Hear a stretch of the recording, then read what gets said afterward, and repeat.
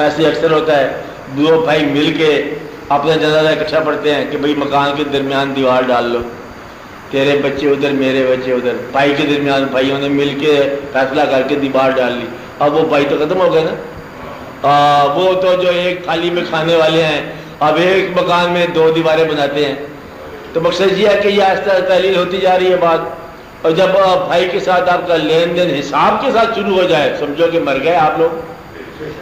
کہ وہ یہ 10 روپے آپ نے لیے تھے، وہ بھائی جس کو آپ ہمیشہ دیا کرتے تھے یا ہمیشہ لیا کرتے تھے، اب آپ 10 روپے گننے شروع ہو گئے ہو. مقصد یہ ہے کہ یوں آگے انسان تعلیل ہوتا جا رہا ہے. تو تھاٹس جو ہے نا بدلتے جاتے ہیں، چہرے بدلتے جاتے ہیں، وابستگیاں بدلتی جاتی ہیں، عنوان بدل جاتے ہیں، رشتہ داریاں ختم ہوتی جاتی ہیں، اور حتیٰ کہ آخری موت ایک سانس کی ہوتی ہے. ہم سانس کو موت سمجھتے ہیں، حالانکہ سانس تو اعلان ہے ان تمام موتوں کا جو آپ کر رہے ہو. موتیں تو آپ گزار گئے ہو.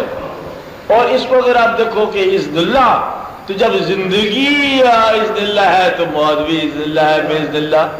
تو لہٰذا جب زندگی لی تھی آپ نے کانٹریکٹ، یہ آپ کا معاہدہ ہوا تھا کہ یہ اب تم دیتے ہیں پیسے، بازار جاؤ کھاؤ پیو، شام کو گھر واپس آ جاؤ. اب واپس نہیں آتے، آپ کھا پی چکے ہو. اس لیے وہ گھنٹی بجا دیتا ہے، کہتا ہے کہاں گیا پکڑ کے لاؤ بچے کو، تو بچہ واپس آ جاتا ہے. تو مقصد اتنا سارا ہے کہ یہ کھیل ایسا ہی ہے.